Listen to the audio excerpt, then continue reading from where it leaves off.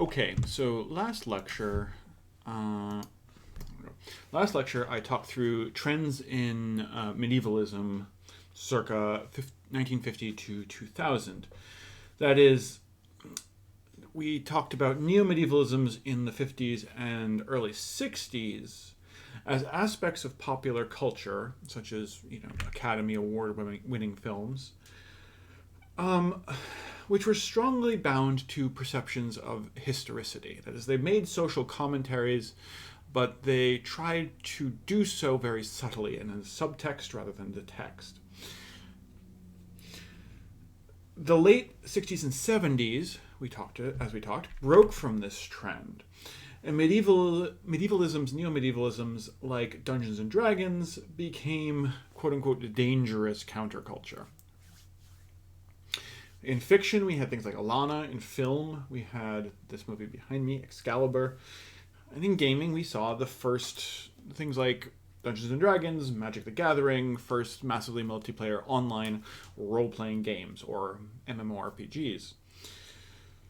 And I concluded this talk by hinting that I thought there was a change in what was going on with this memory of the Middle Ages around the turn of the millennium, around the year 2000.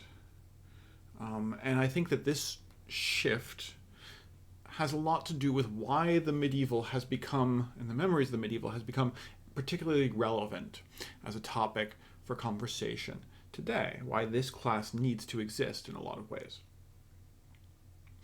And those three things, those three kind of cultural moments that I put at the center of this shift were the Lord of the Rings movies, the Harry Potter books, and the terrorism attacks of September 11th, 2001.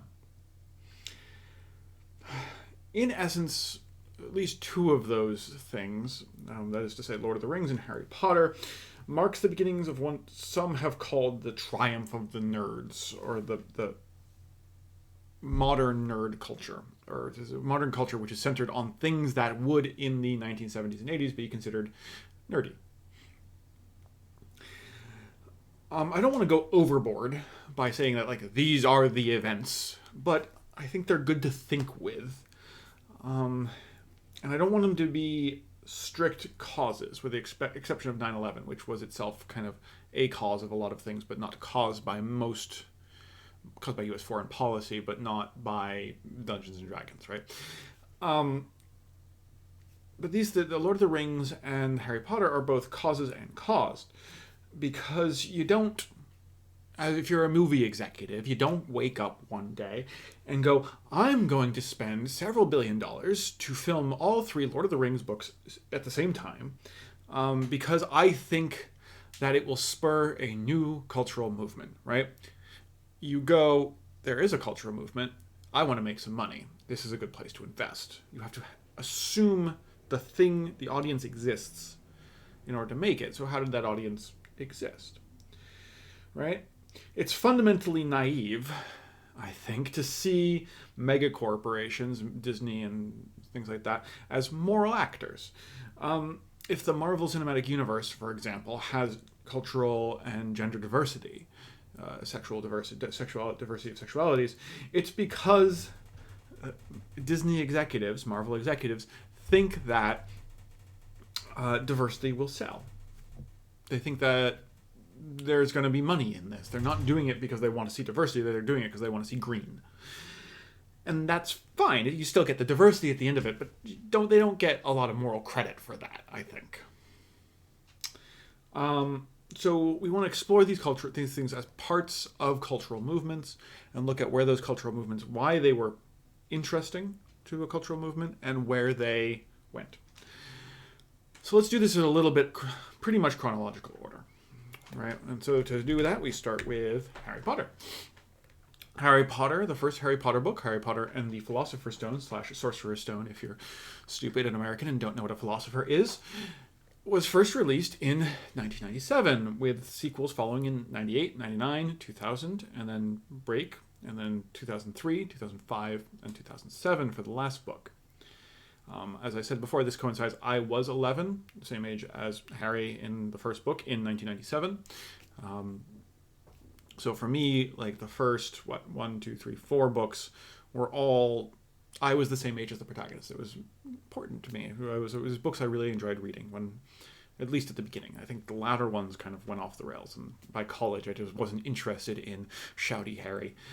In any case, the entire Harry Potter series has sold 500 million copies, 500 million copies. It's the best-selling book series in history. There are plays. J.K. Rowling has written plays. There are films that have grossed millions upon billions of dollars. It's a key aspect of modern culture. Lots of people know Harry Potter.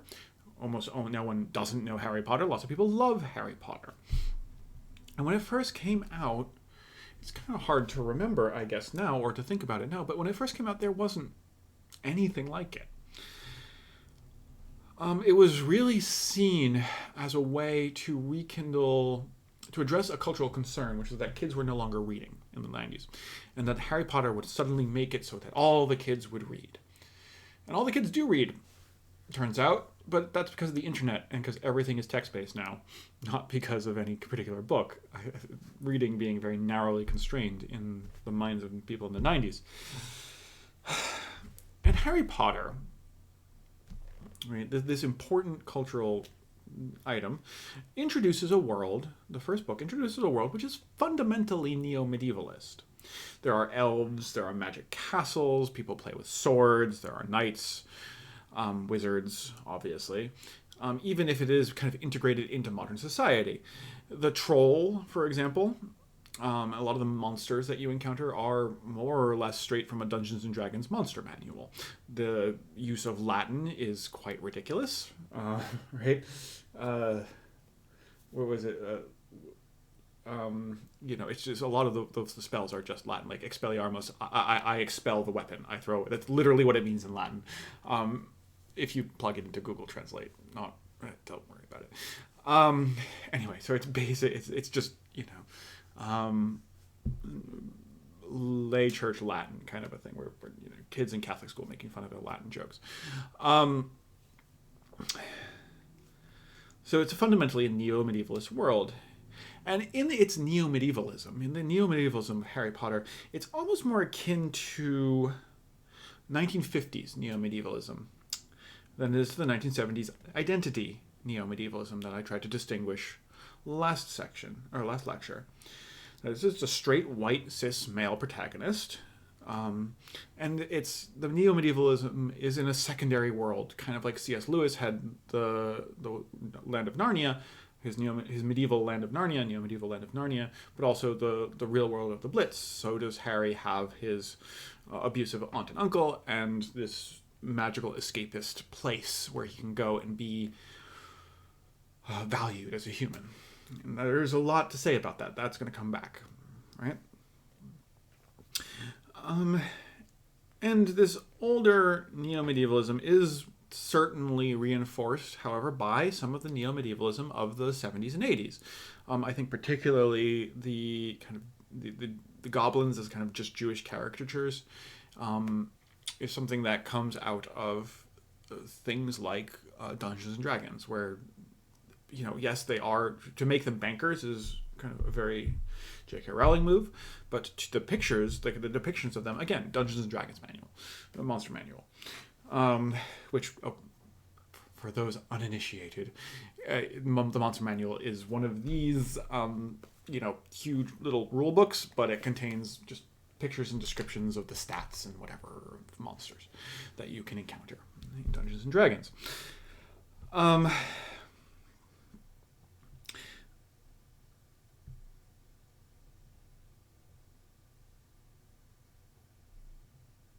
It was also unlike early neo-medievalism. Harry Potter is also unlike early neo-medievalism, but like a little bit later neo-medievalism, in the frequency and rapidity of the sequels.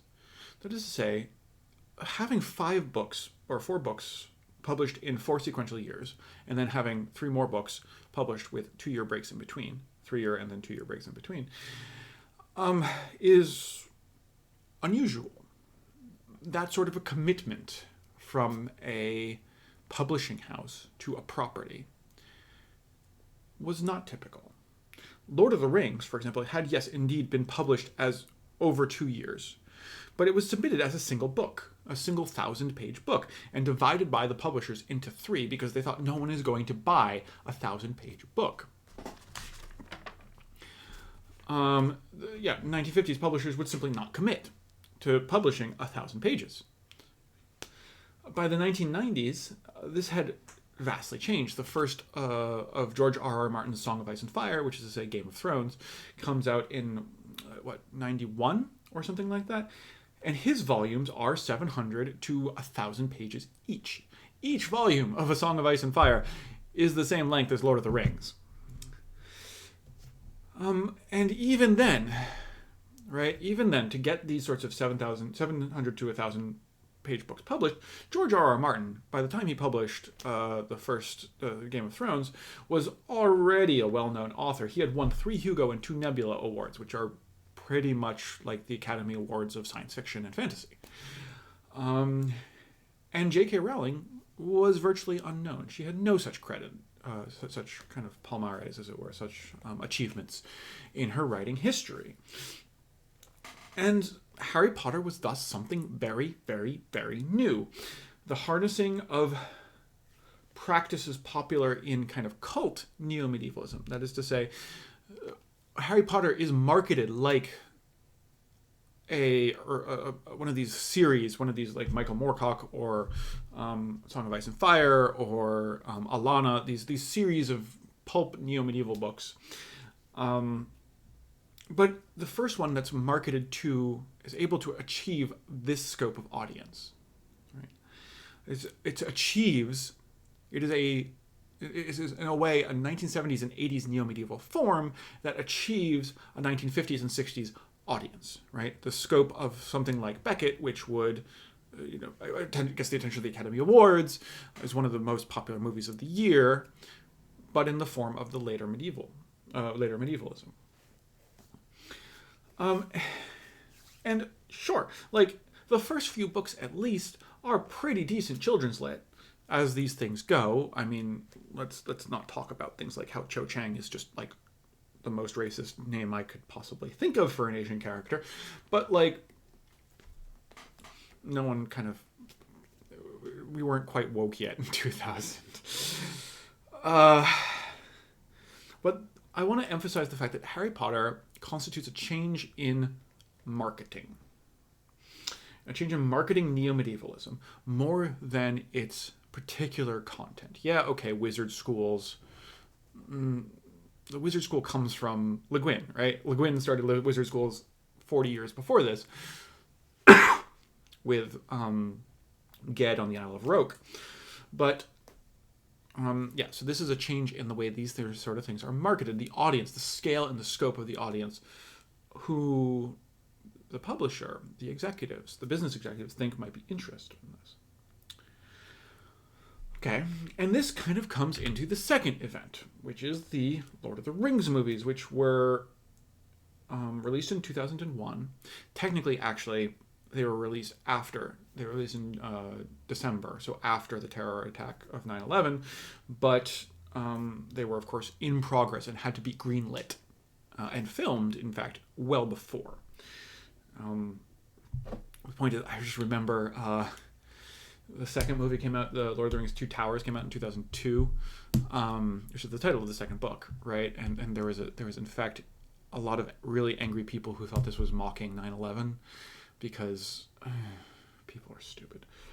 Anyway, the first Harry Potter film actually also came out in 2001, and so these kind of both represent the move of this model, as it were, that was developed around the Harry Potter books, which is to say the idea that you could have a sequence of books published in advance, right? That these things were, that people knew that the audience was there for these sorts of things.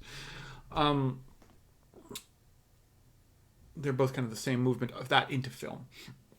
Because Lord of the Rings was conceived of as a multi-part movie. All 3 pieces of the movie were shot at once, which is, if you watch the DVD commentary on Lord of the Rings, they're like, this is so new. And now the Marvel movies are like, what? Which, of course, We just have this is what we're doing. Um,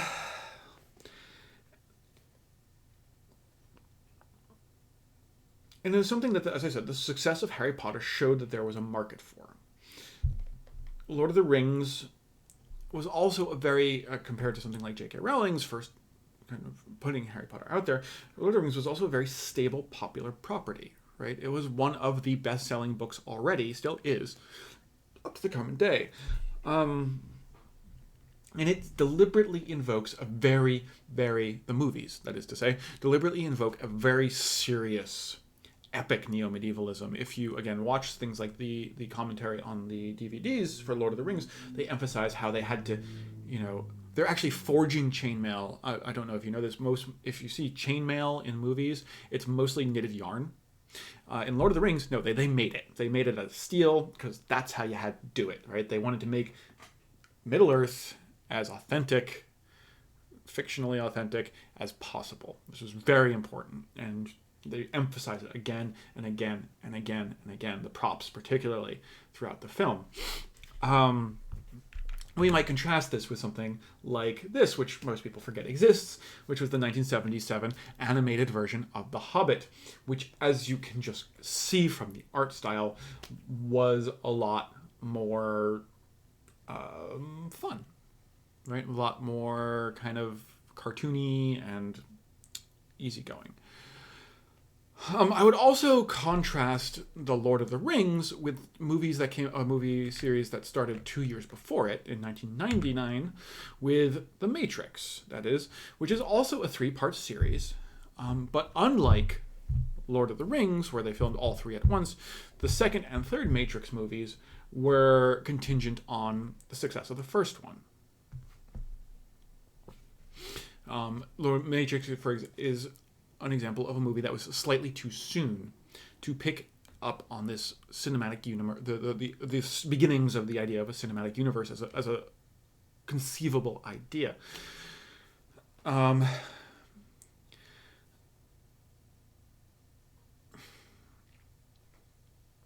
Lord of the Rings, this movie, these series were tremendously successful, like the Harry Potter. This is one of the best-selling film franchises of all time, multiple Academy Awards, blah, blah, blah, blah. But mostly, I think, actually, at the expense of the fidelity to the original.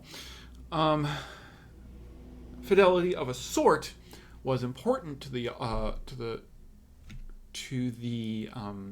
Peter Jackson and the film crew behind Lord of the Rings. That is, fidelity of costume, fidelity of world, the place in which people exists. Fidelity to the sentiments in the text is not really there, I don't think. I think Tolkien would have hated these movies, which is an interesting but not really important point right here. But together with the Harry Potter series, Lord of the Rings, the films, constitutes a neo-medievalist breakthrough in book and film, and our media landscape would never be quite the same again. Right? Movies like Kingdom of Heaven, which we've already seen, certainly take epic cues from the visual language and the language of cinematography that Lord of the Rings did not necessarily pioneer, but brought back to life. Lord of the Rings takes a lot of its visual language from the great Hollywood epics of the 50s and 60s, Ben-Hur, things like that, Spartacus, those sorts of movies. That kind of died out for a while, and when you see it in Kingdom of Heaven, again, these great vistas, people marching slowly across great expanses of land, things like that. These are again brought back into the popular imagination because of the Lord of the Rings movies. Harry Potter and Lord of the Rings also Harry Potter more than Lord of the Rings really normalizes series literature. Particularly series literature marketed to a young adult audience. So without Harry Potter as a book series, I don't think you have things like Hunger Games, for example, which have, again, their own kind of movies all come out of that.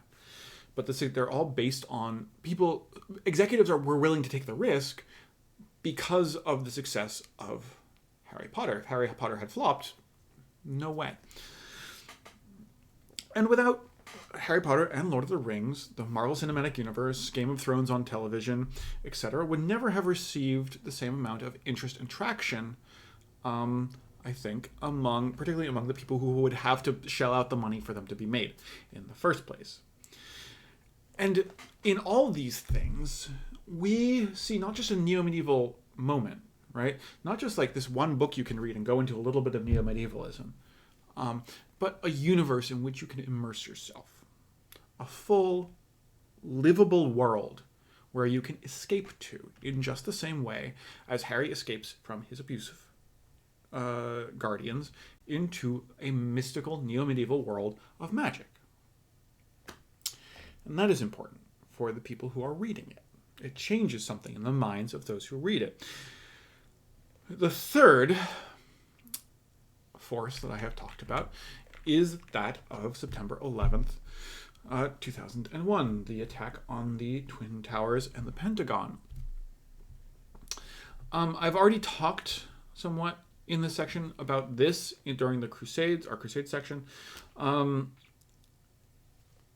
I see this event particularly as the event that brings crusading rhetoric back to the forefront of the American imagination. The first Gulf War, when the United States first went and invaded Iraq in 1993, 1992, certainly had crusading rhetoric associated with it, but it was much more on the Iraqi side, I think. I think it was much more on the Arab nationalist side, kind of around Saladin and things like that. But I think as reading Madden for that section, for that class, 2 months, a month and a half ago, as that reading demonstrated, 9/11 put Crusades and that sort of medieval idea of crusade front and foremost in the American imaginary. And as someone who lived through it, the war in Afghanistan, or the beginnings of the war in Afghanistan in particular, were seen as a redemptive moment, not only to avenge the loss of 4,000 lives, but as the first chance to actually do a war in which the United States was clearly justified since World War II. After following Vietnam, following kind of the quagmire of Vietnam, the loss of focus and the cultural revolutions that occurred around that, this was seen as the first just war in which America could engage for half a century. And although I don't have any specific evidence for this idea, the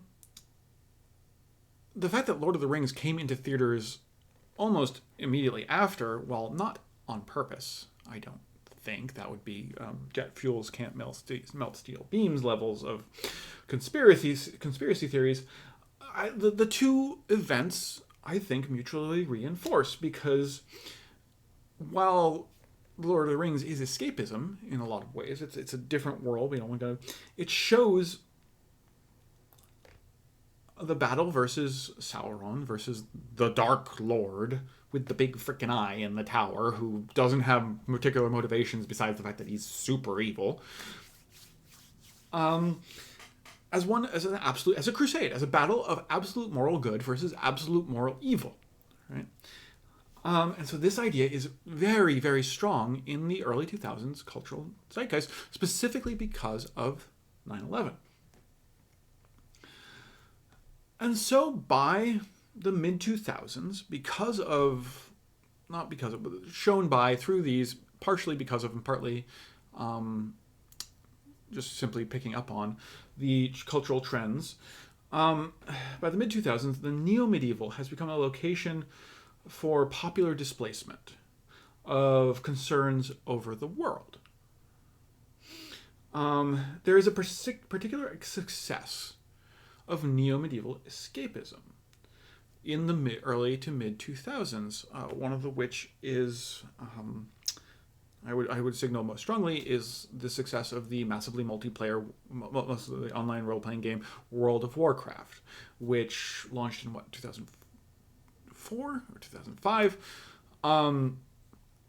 and saw upwards of 10 to 20 million players at once. This is orders of magnitude larger than the MMORPGs of the kind of late 90s. And so what had previously been very niche, this sort of escape, computer games, Dungeons and Dragons, Magic the Gathering, fiction, pulp fiction books, Michael Moorcock, things like that, Ursula K. Le Guin, Alana, these things that were, popular enough, but still very nerdy and niche, were now mainstream. But out of this stylized escapism, right, of the 2000s, Lord of the Rings, World of Warcraft, but I would say also movies like The 300, the movie from Michael Miller's horribly racist and whatever description of the Battle of Thermopylae, the 300 Spartans versus the millions of Persians, which we'll talk about more in a second. From this stylized escapism comes a new wave of quote-unquote realistic neomedievalism, almost as a reaction in the 2010s. That is to say, things like Vikings, Game of Thrones, Last Kingdom, Vinland Saga, all of which are pieces that are centered on beardy white guys with swords living in circa 900 in a North English /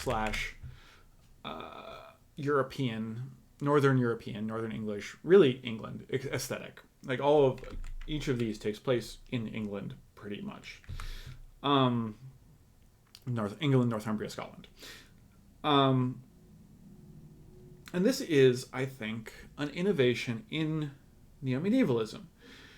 That is, it transcribes the sort of fictionalized neomedievalism that had been developing over the past 50 years onto real persons, like Ragnar Lothbrok.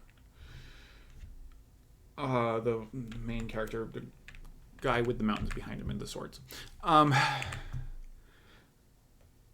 in doing so, they lend legitimacy to what they're doing.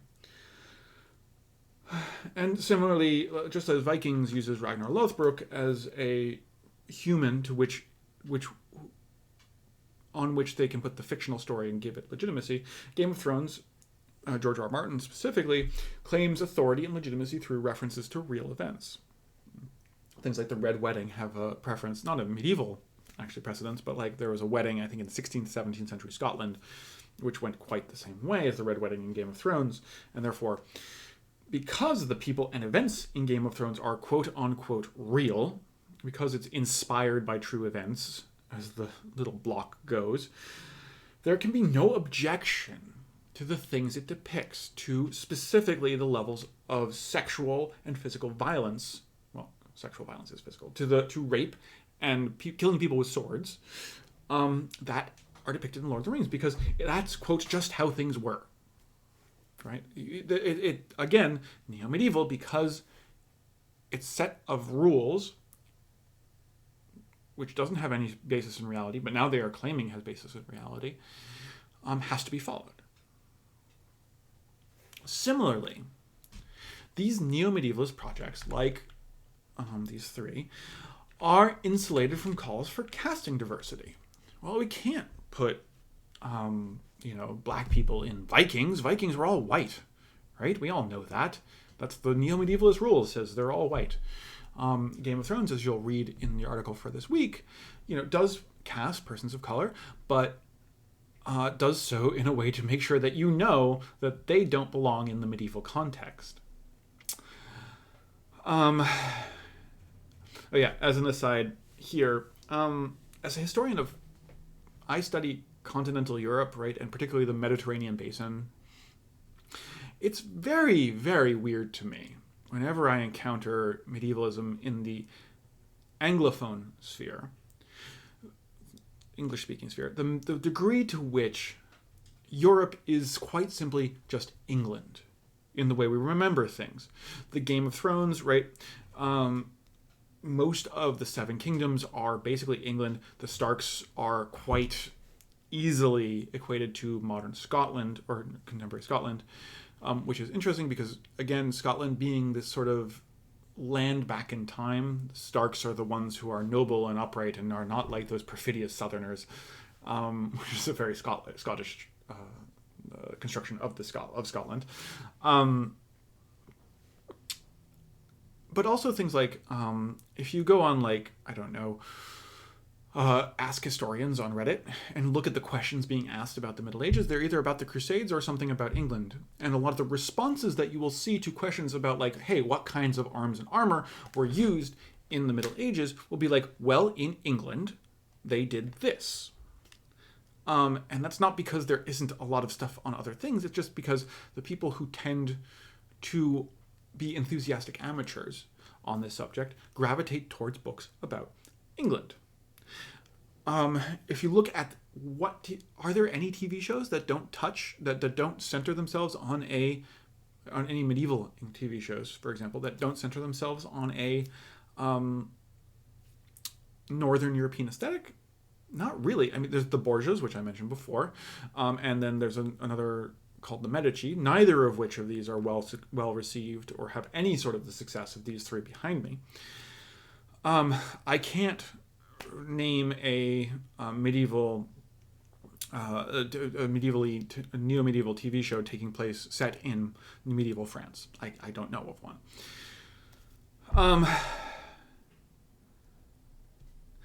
And this kind of sets the state of the field today, of the, not the field really, but like the state of play for today. And I think it's important to think about that state of play when we think about who is actually consuming this media, who this media is for.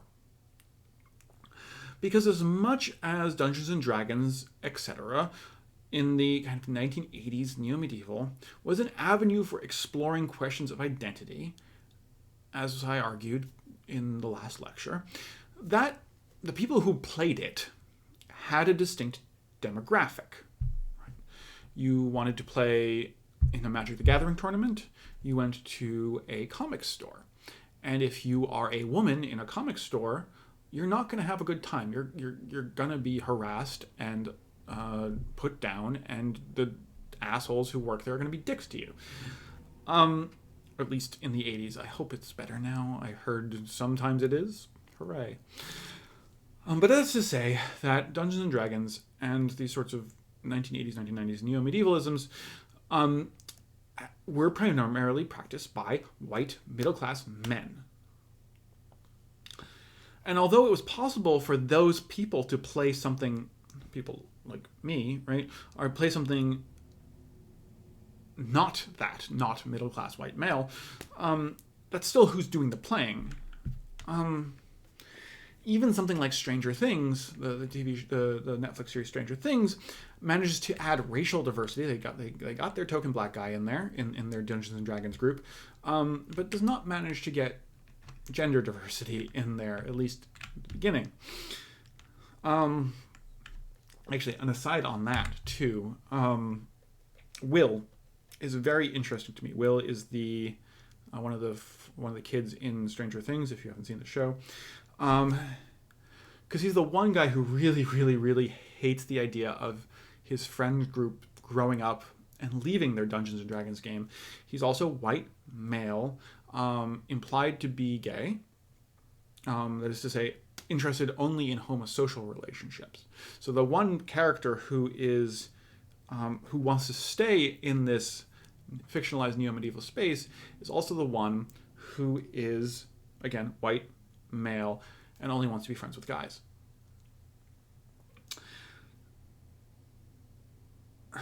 And remembering the medieval in the 70s through 90s was undoubtedly a white male practice.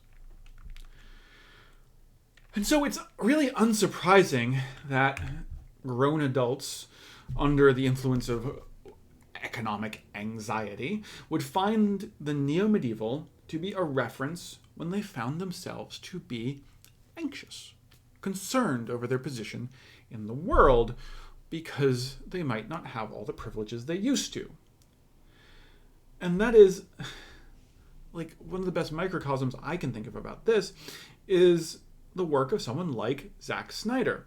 Because Zack Snyder directed that movie, The 300, which was, again, highly racist, white supremacist, and homophobic. Proudly so. And yeah, it had some really cool fight scenes. I saw it in theaters. With friends, we were like, wow, they just killed that guy like that. And then, once I learned to think, was like, whoa, that's a problem. But Zack Snyder also responsible for the gritty Batman vs. Superman. And if you look at Zack Snyder's audience, right, you mostly have this sort of troubled white male, the kind who, takes out his troubles by shooting up movie theaters or massage parlors. The kind of internet warrior behind Gamergate, like that genre of white male. And so it is profoundly unsurprising that Zack Snyder's favorite movie, right, which we talked about last class, was that piece of 70s and 80s neo-medievalism, Excalibur. The movie came out in 1980, right, at the center of all of this. The fact that he finds that to be a common reference point, and the fact that these guys behind me think of the medieval as their safe space is deeply and profoundly related. And so that is when neo-Nazis came to Charlottesville, Virginia, South Carolina, for the Unite the Right rally, they used neo-medieval symbolism, not only because of the long-standing and deep-seated association of the medieval with racism, but because it was a language, an escapist language, for a fantasy world in which they had grown up. Another way to put this is that what we would now see as positive explorations of identity, things like, maybe I'm trans, let's play a female Dungeons and Dragons character, we're not the only ones in practice, right? For every example of that, there's probably 4 or 5 or 6 different white dudes fighting over who got to play the warrior and who had to go play the cleric and heal them. And that's still a trope in gaming, actually. If you have a healer character, they tend to be shunted on women because the guys want to. If you play, what's the game? Overwatch. Overwatch has a healing character called Mercy. People in the game will assume that whoever is playing that character is female, unless they speak or something like that. For example, it's assumed that healers are played by women. Versus warriors played by men. Anyway, so neo-medievalism and its associated spaces, TV, movies, video games, comics, have previously been a white male homosocial space, right? And the white men who are in those spaces see a broader interest in those things as part of an assault on their identity. And whiteness has never, to them, been anything but the normal identity option. They don't have an identity, they're just normal. Right? Everyone else has identities that they're trying to force on them. And this makes them feel persecuted. And the persecution, there is very similar persecution language, or particularly things like Gamergate, for example. For those who don't know, this is the fairness in games journalism thing that happened, around 2010-ish, 2013, where men of a certain type tried to basically drive women out of games journalism. They were saying that the sort of people trying to get gender inclusivity into games and things like that was the same as the people in the early 2000s following the Columbine High School massacre who tried to get violence out of games, who tried to sanitize games violence, and the people like Chick, remember the horrible, stupid comics about Dungeons and Dragons, who tried to get Dungeons and Dragons banned because it was Satanism. They see this group, this kind of particular person, sees a genealogy of persecution whenever their safe space, their safe neo-medievalist place to which they can flee, their escapism, is threatened by other people using it. And that, I think, explains a lot of why there is a particular interest these days in the Neomedieval, and the Neomedieval specifically among white men, younger white men, sub-40 white men. And in this process, in this newfound interest in this area, the practice of new medievalism, that is to say, the academic side of this, bears a great and profound degree of culpability in enabling it and allowing it to continue. And in fact, promoting it. And that is what I want to talk about next week. All right, before I go, just a quick reminder to check your email boxes on Friday morning before 10, just to make sure we are indeed having section that day. I'm really getting very excited to get vaccinated. It feels like I won a lottery or something like that. Hopefully you all will follow shortly. In any case, I will see you hopefully on Friday.